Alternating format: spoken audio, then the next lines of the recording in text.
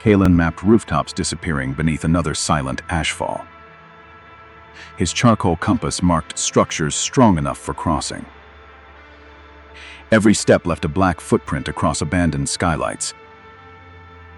The buried streets had not seen daylight for 12 years. Surface families survived inside towers joined by canvas tunnels. Filter cartridges mattered more than coins or inherited titles. Callan traded updated maps for water and clean breathing cloth. A warm draft rose through a crack near the old courthouse. The air carried 3 measured knocks from somewhere below. Kalen marked the location before Ash buried it again. Mira intercepted him beside a collapsed public ventilation tower. Her amber goggles reflected the courthouse mark on his map. She demanded to know where he heard the underground signal.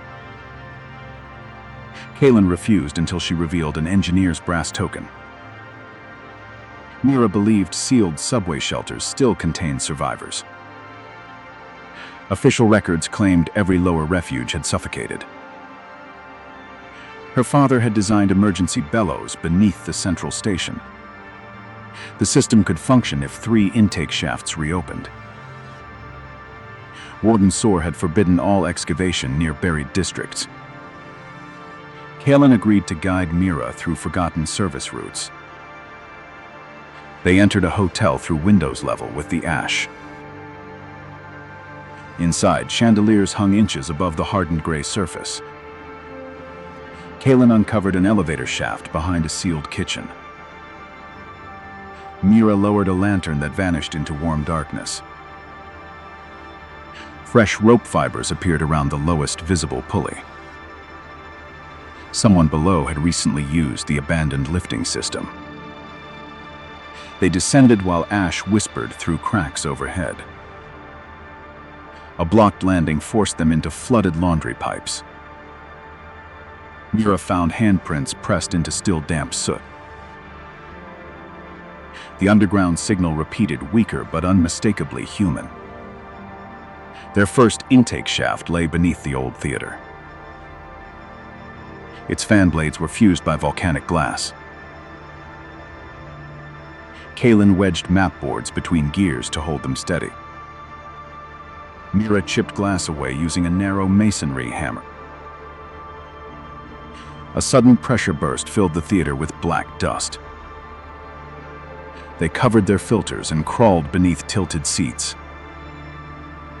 The freed fan released a deep breath through buried ducts.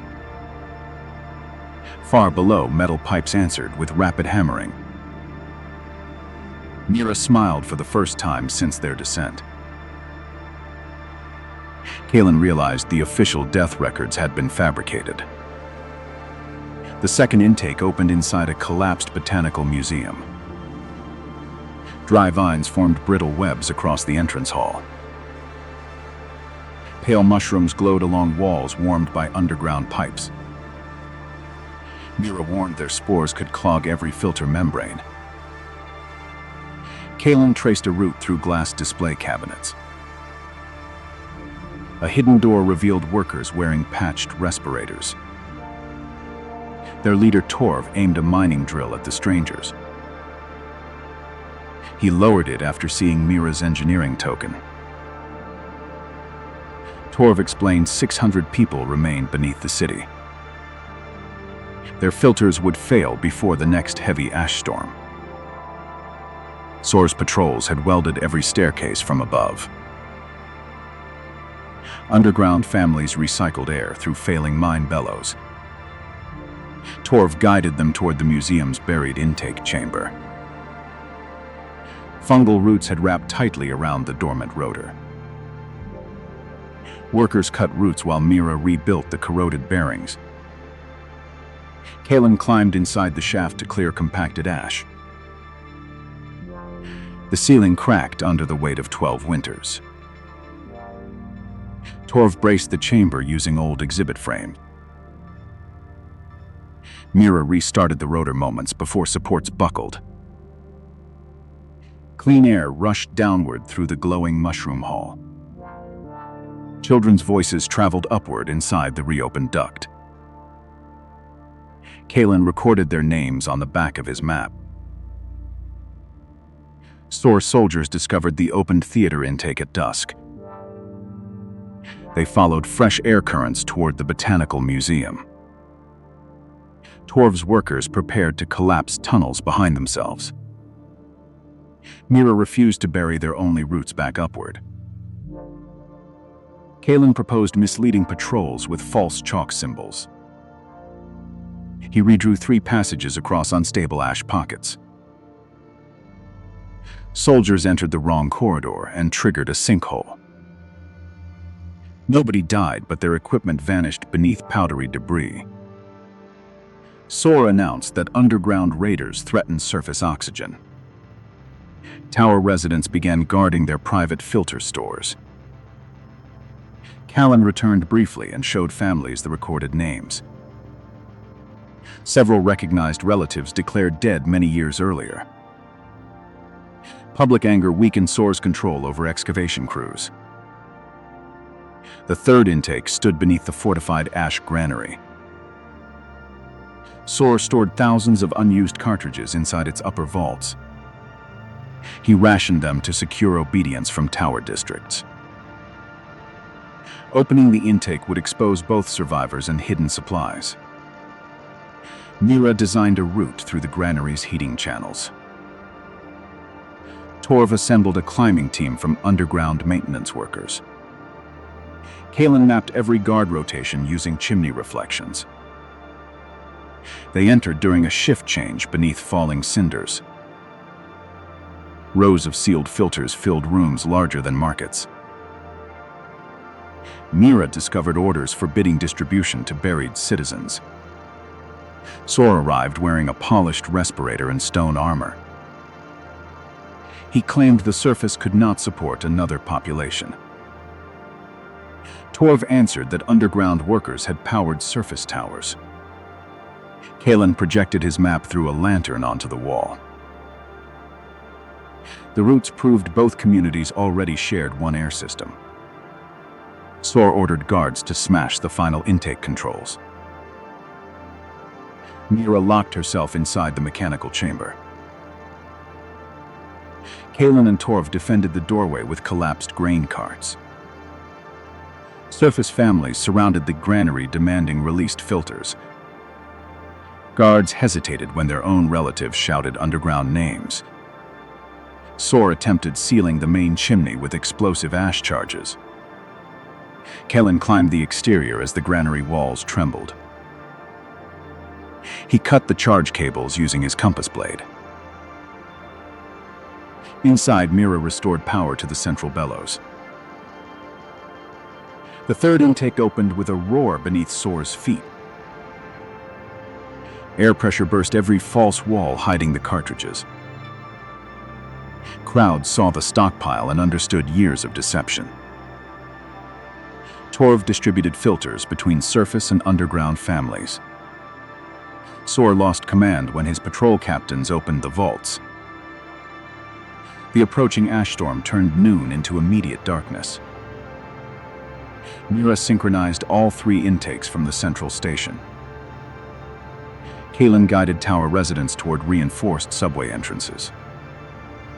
Underground workers raised lantern lines through reopened stairwells. Families met relatives separated since the original eruption. The storm buried several towers but spared the crowded shelters. Central bellows pushed breathable air throughout the long night. Morning arrived as a dim silver glow through vents. Kalen replaced secret route marks with public maps. Mira trained apprentices from both levels to service machinery. The granary became a shared storehouse for filters and grain. Children painted family symbols beside every reopened staircase. Surface gardens used warm exhaust from the underground pipes. Underground halls received daylight through mirrored ventilation shafts.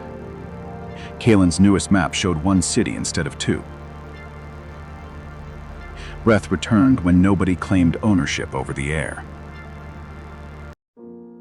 Jonas awakened alone inside the concrete gate tower. He had kept the gate closed for 20 years. Central radio repeated orders, allowing nobody through. Beyond the gate lay highways and toxic dust. Jonas glimpsed distant greenhouses through narrow windows. He recorded every traveler once denied passage. A weak knocking sounded from the dead zone. Toma arrived carrying his feverish younger sister. He begged Jonas for medicine beyond the wall.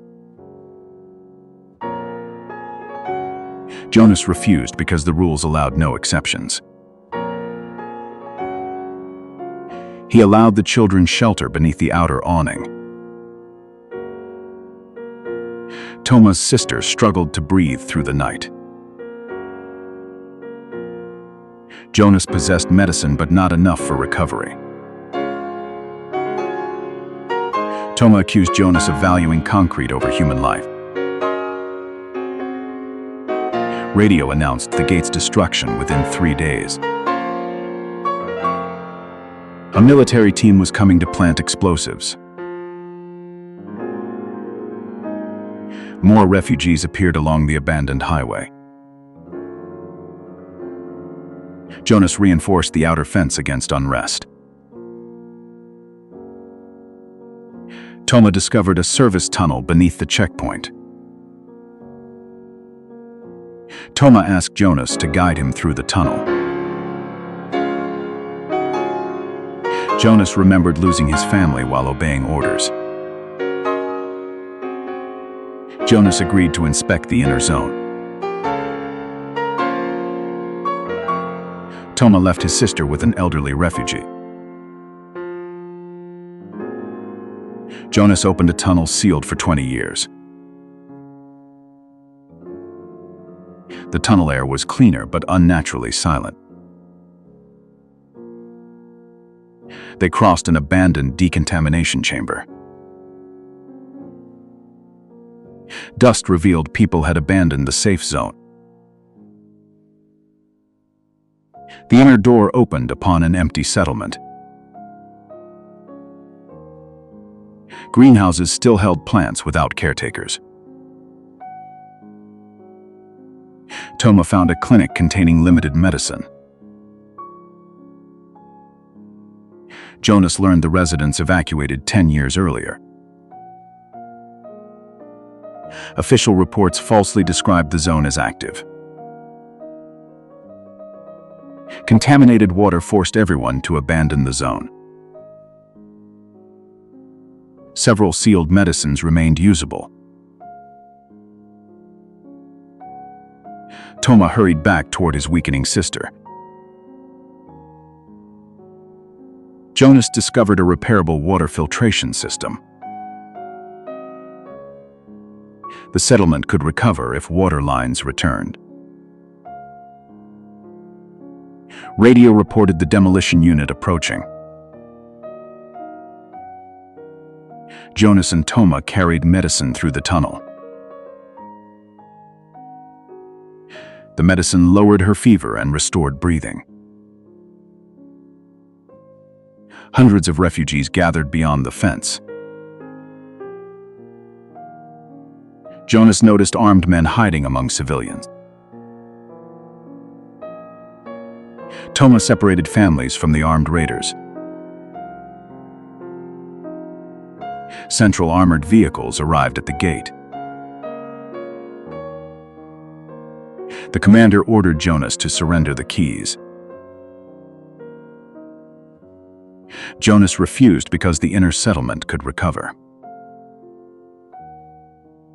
Engineers attached explosives to the gate supports. Refugees realized the gate would soon disappear forever. Jonas broadcast the truth about the abandoned zone. Several soldiers refused to trap the refugees. The commander threatened anyone resisting the order. Toma opened a side passage for family. Armed raiders exploited the confusion and advanced. Jonas forced the raiders to surrender weapons. Several soldiers protected refugees from their commander. The explosives had only minutes before detonation. Jonas and Toma searched beneath the gate supports. The trigger could only be disabled from the radio room. Jonas raced toward the tower control room. The commander blocked Jonas upon the metal stairs. Toma trapped the commander behind a steel barrier. Jonas cut the circuit seconds before detonation. The concrete gate shook but remained standing.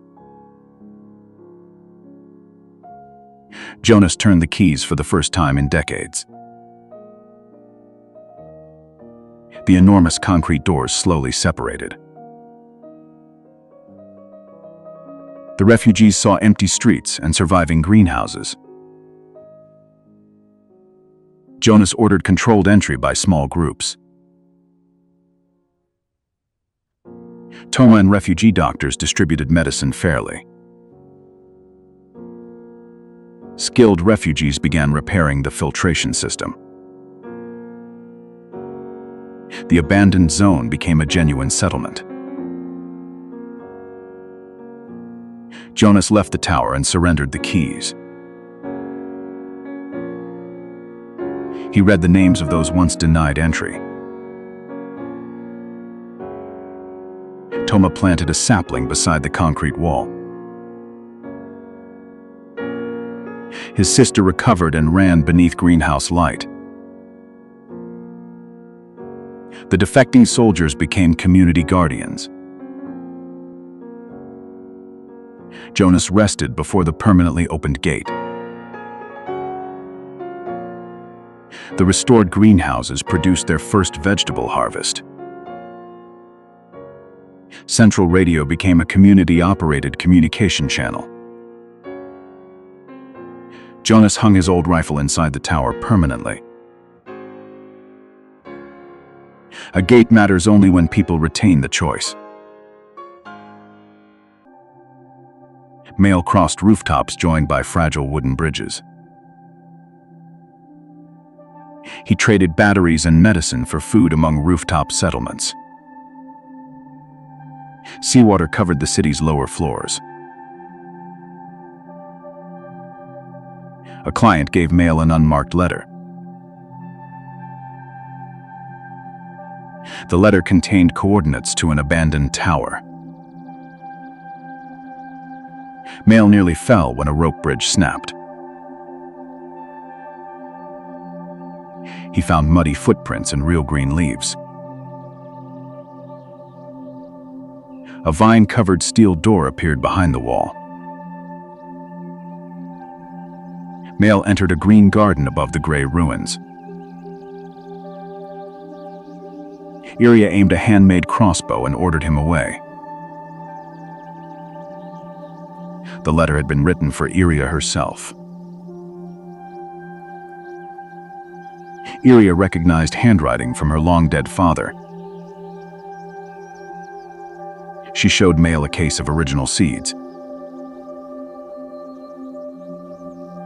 The garden held the last soil untouched by salt. Eerie said the council wanted monopoly over the seeds. Mail discovered a tracker hidden inside his delivery bag. He remembered delivering supplies to patrols near this place. Eerie believed Mail had exposed the garden. A patrol drone appeared above the foggy rooftops. They decided to evacuate the seeds immediately. Male guided Eerie through his hidden delivery route. Rooftop patrols blocked the bridge ahead. Male chose a route across a leaning crane. Sea winds nearly tore the seed case away. Male secured Eerie and the seeds with his climbing hook.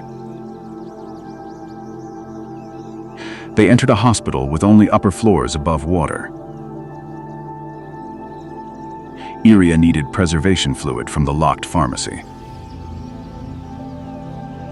A surge pushed seawater into hospital corridors.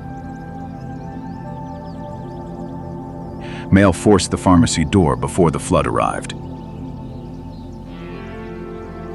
They found one sealed bottle of preservation fluid.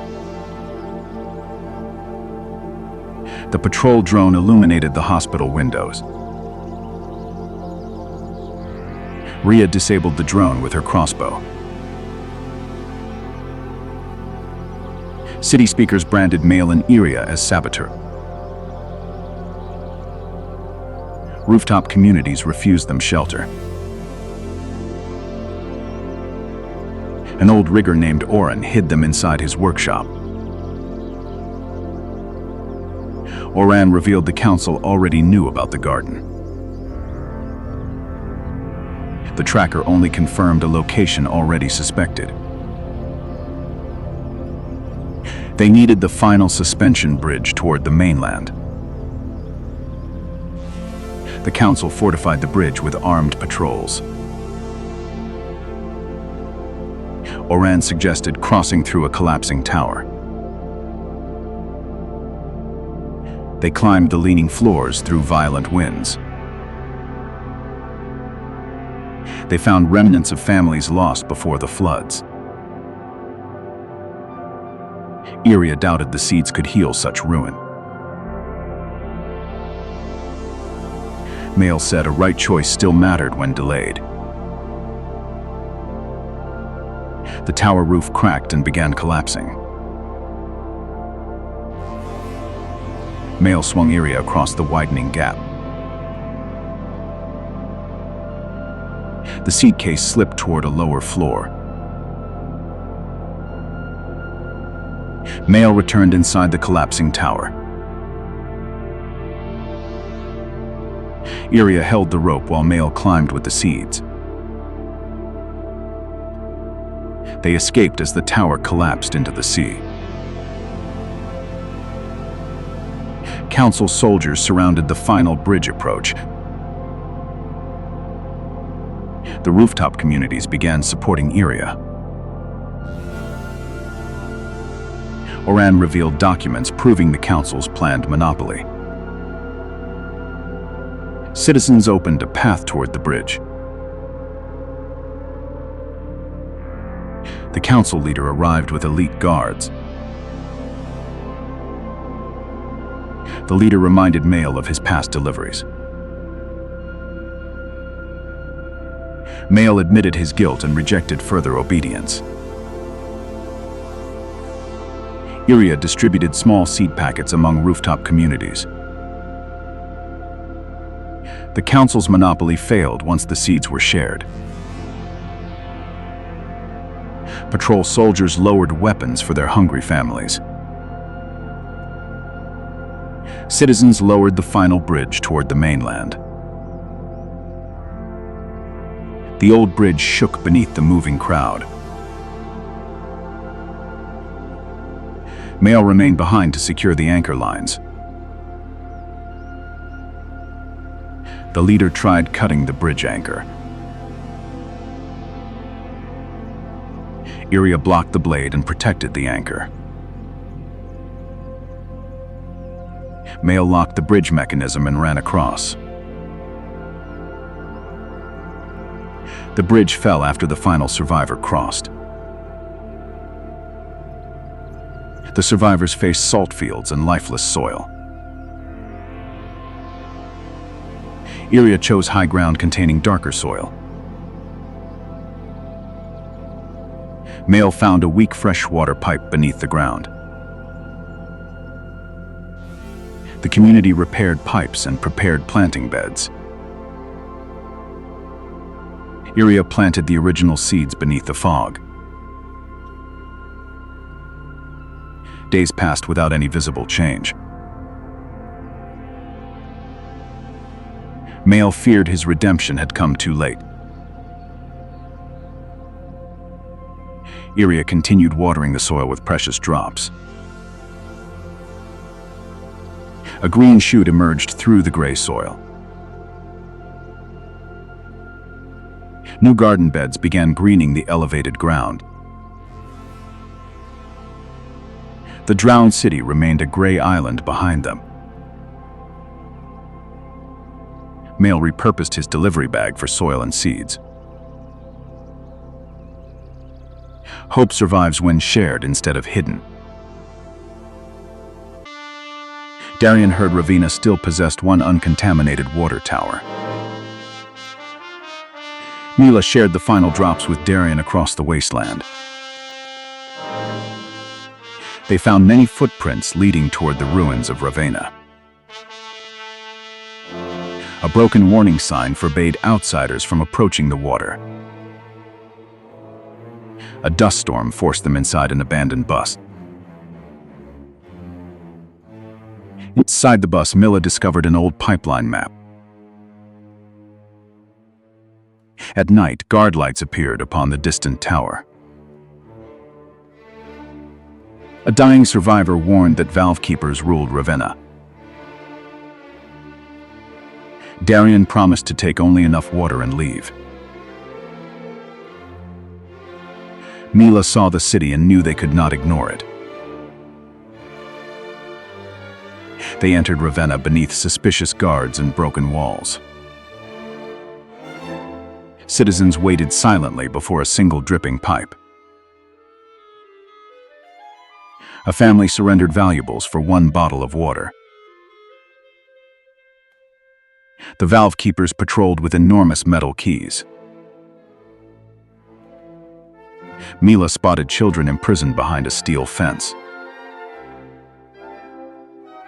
Darian pulled Mila away before guards noticed them. They sheltered inside a basement filled with thirsty residents.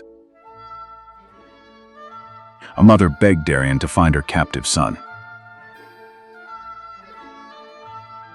Darian realized water had become the city's instrument of control. Mila convinced Darian to seek a route into the tower. They entered an abandoned pipeline beneath the slums. Mila found clean water leaking uselessly through a cracked valve.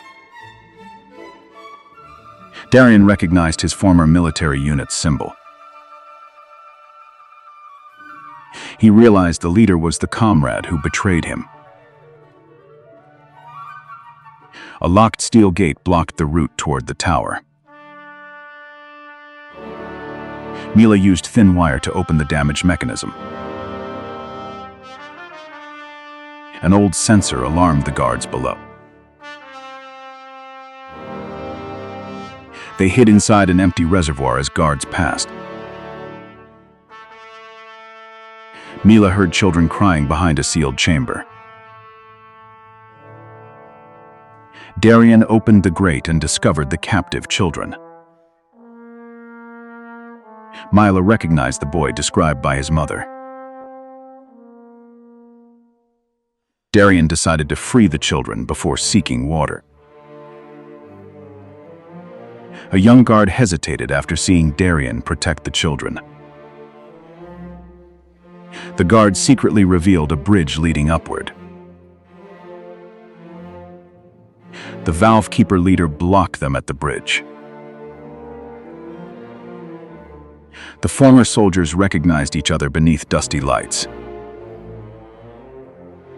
The leader claimed water control was necessary for order. Darian called thirst-based order another form of slavery. Mila guided the children through a maintenance passage.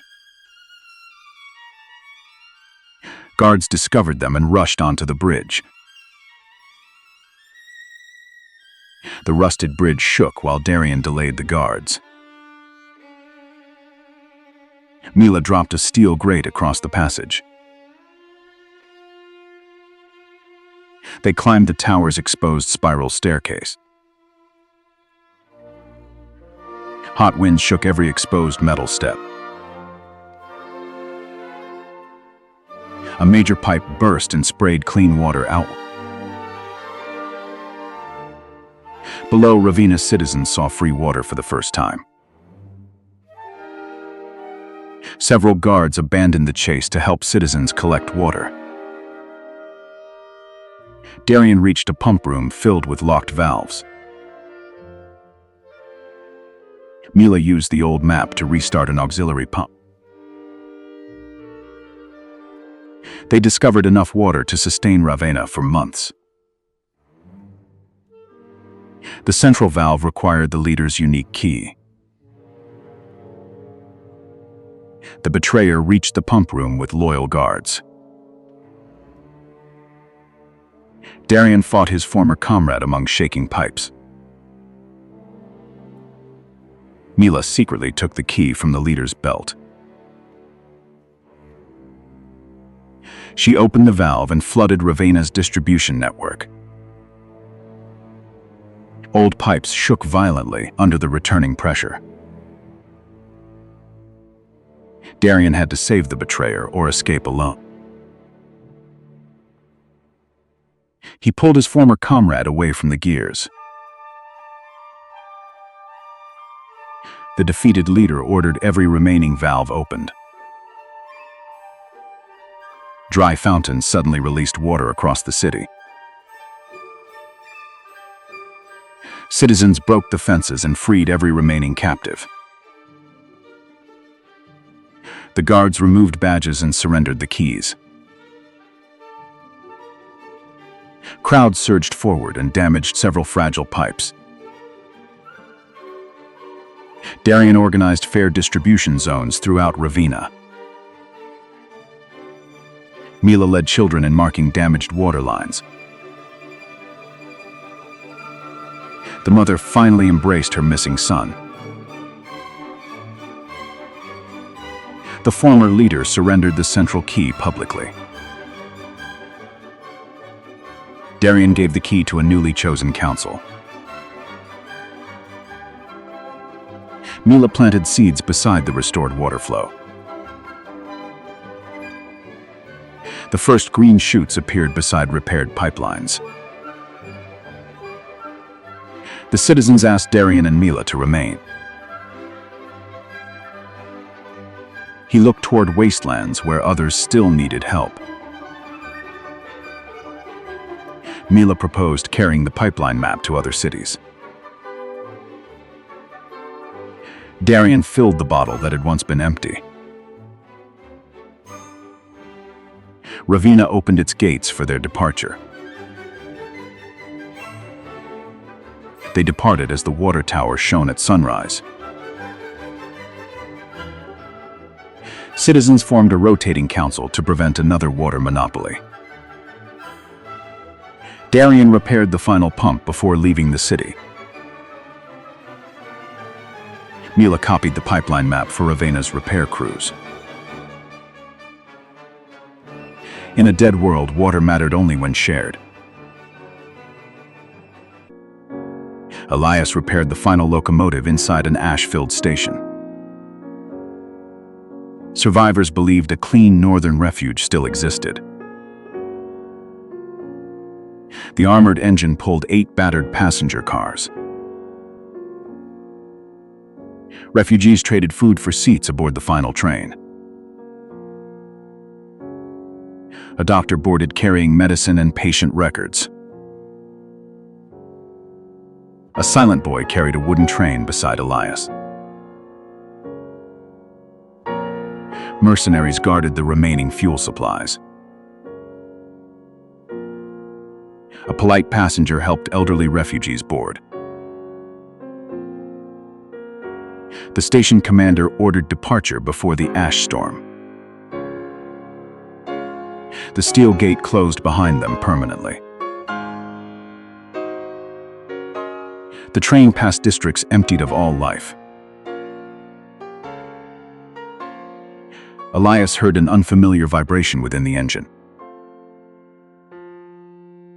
The silent boy drew a broken railway line.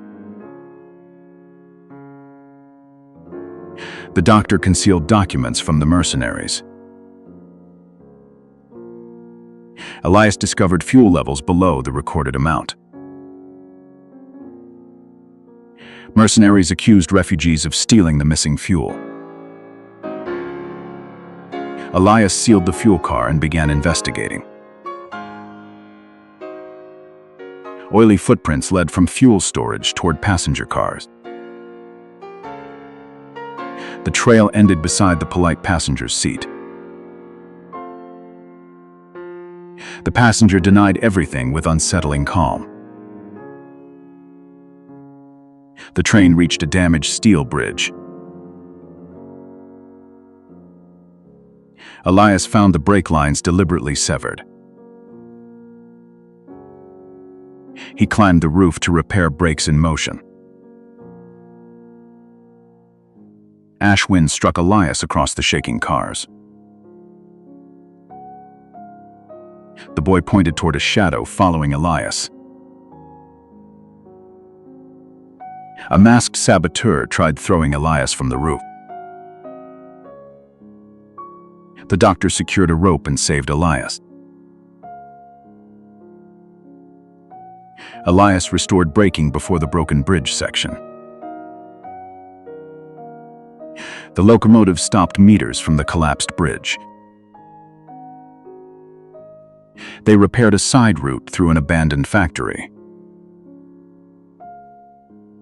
Signal smoke revealed raiders tracking the train. Mercenaries fortified the rear cars.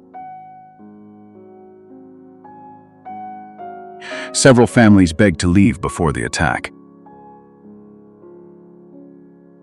Elias warned the exterior wasteland offered no shelter. A hidden radio transmitted from a passenger car. The polite passenger was contacting the raiders. He promised the train for his family's safety. The mercenaries demanded immediate punishment. Elias learned the raiders held many survivors hostage. Elias transmitted a false location to mislead the raiders. The train entered a long tunnel without ventilation. Engine smoke entered the cars and weakened passengers. The doctor used medicine reserved for the northern refuge. Elias saw records stating the northern refuge had closed. She knew the destination had failed months earlier. Authorities used the train to empty the underground station. He realized everyone was traveling toward a false sanctuary.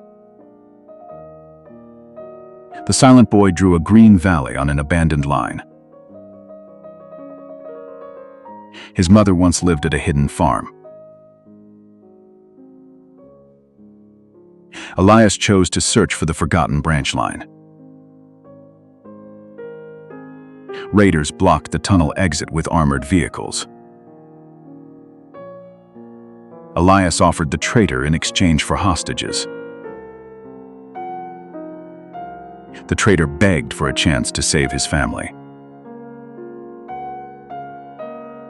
He revealed the armored blockade's weakest point. The locomotive accelerated through the dark tunnel. The train forced the blockade aside without derailing. Freed hostages boarded the remaining empty cars. The traitor found his family among the rescued. Raider railcars pursued the escaping train. The train reached the final bridge above a deep ravine. Elias discovered explosives beneath the bridge. The boy noticed a trigger wire entering the rear car. The traitor stayed behind to cut the trigger line. Elias detached the rear car before detonation. The train crossed as the bridge's far end collapsed.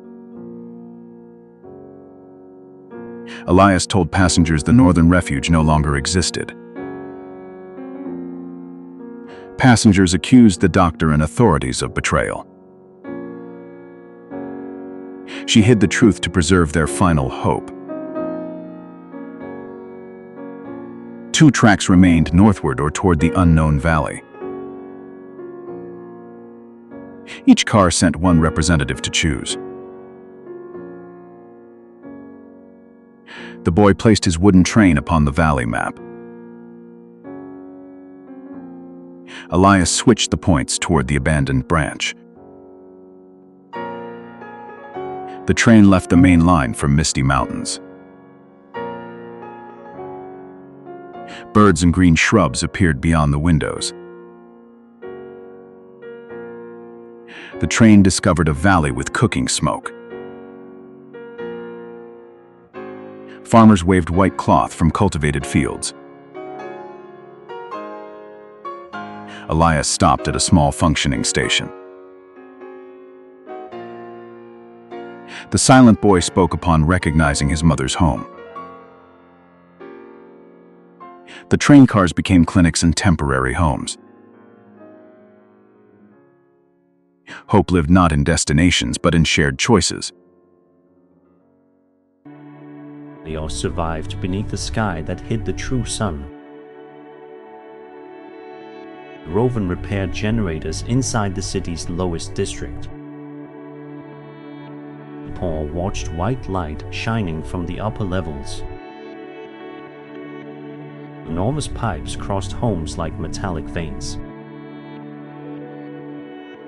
The Helios patrols inspected every household's power allowance.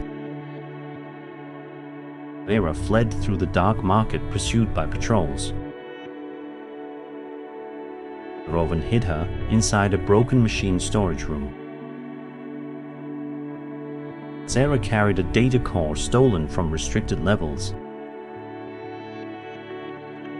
She claimed the reactor did not create energy. Rovan dismissed her as a reckless troublemaker. The core revealed energy flowing from poor districts. The children were removed from families for supposed medical testing. Resident records vanished after every nighttime relocation. Owen remembered his nephew lost to the maintenance program. He agreed to guide Sarah through forbidden maintenance tunnels. They used an old technician card to cross the middle gate. Their filters worked fully only for the upper districts. Workers labored beneath harsh blue industrial lights. Sarah revealed chambers draining energy from sleeping citizens. Rovan found his nephew's code upon an empty chamber. The patrols detected the stolen data core's activation. They fled through shaking energy conduits. A narrow service bridge collapsed behind them. They reached a hall filled with sleeping children. Sarah found her younger sister inside an energy pod. Owen cut local power and opened the chambers. Workers carried the weakened children away.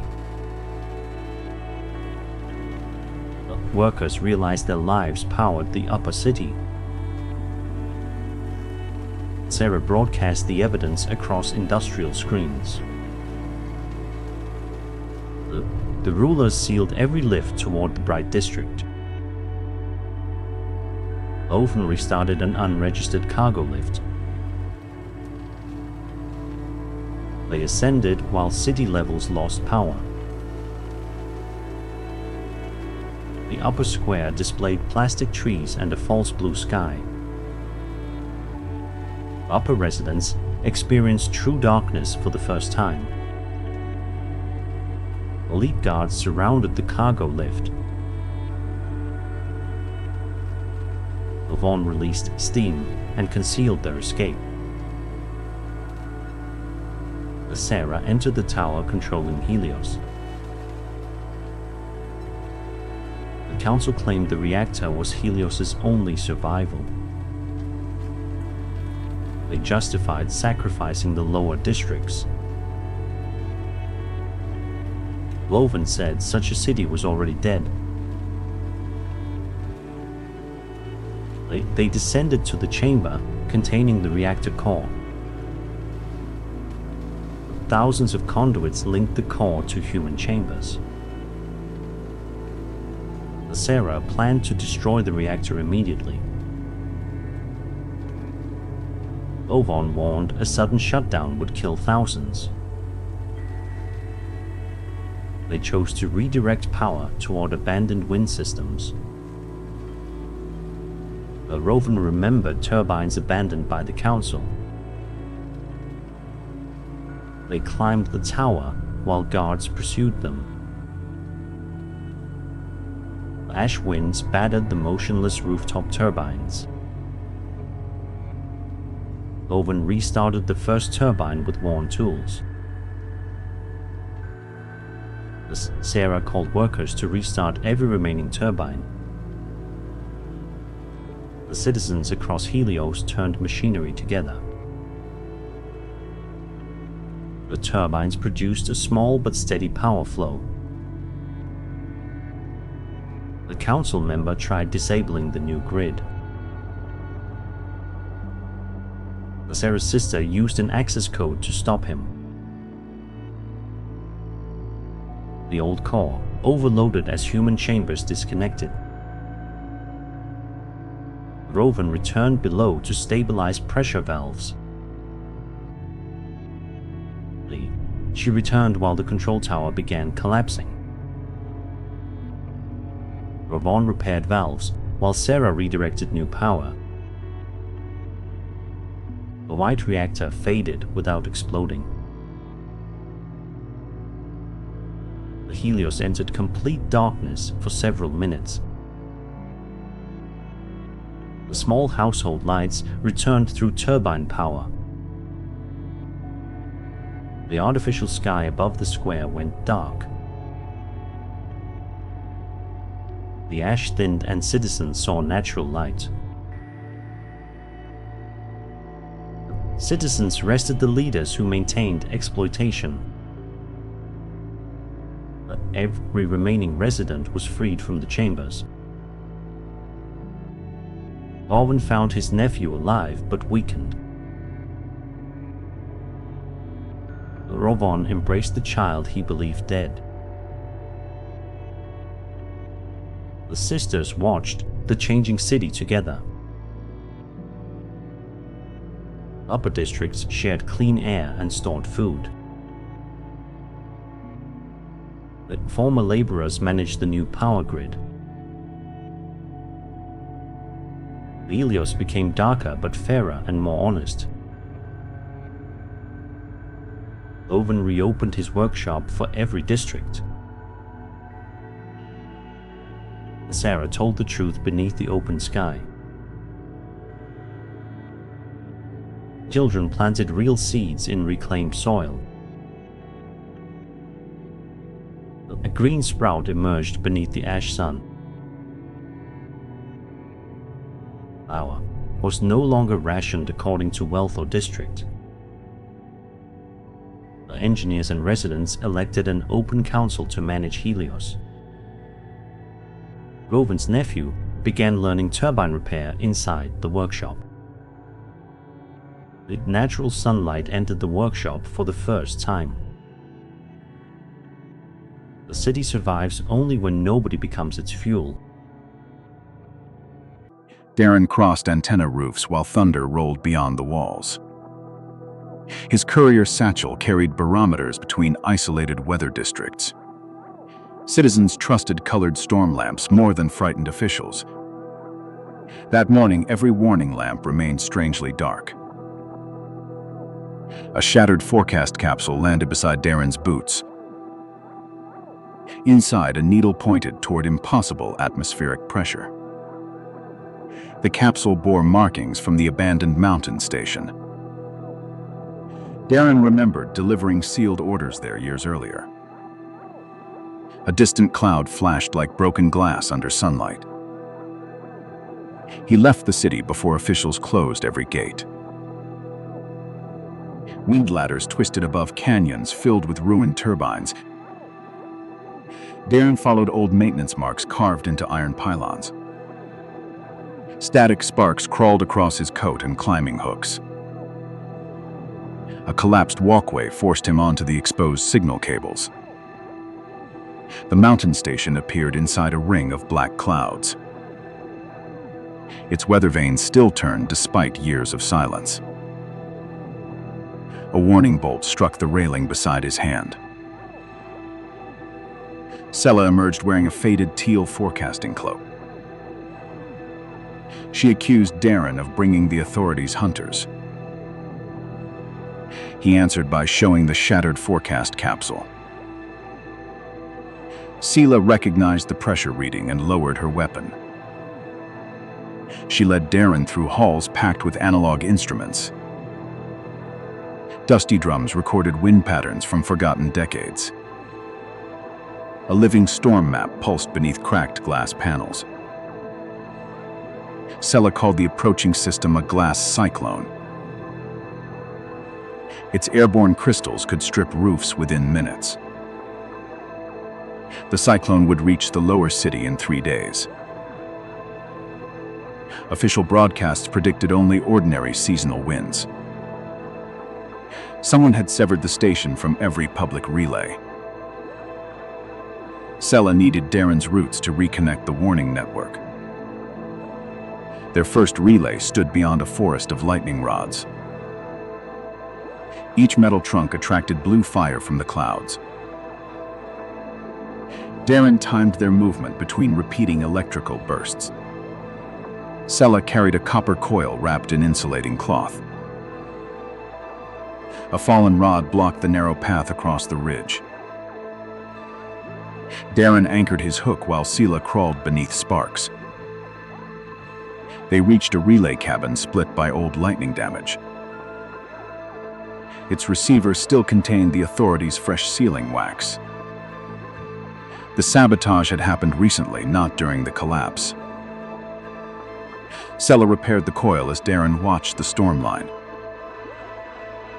The relay awakened with a low mechanical heartbeat.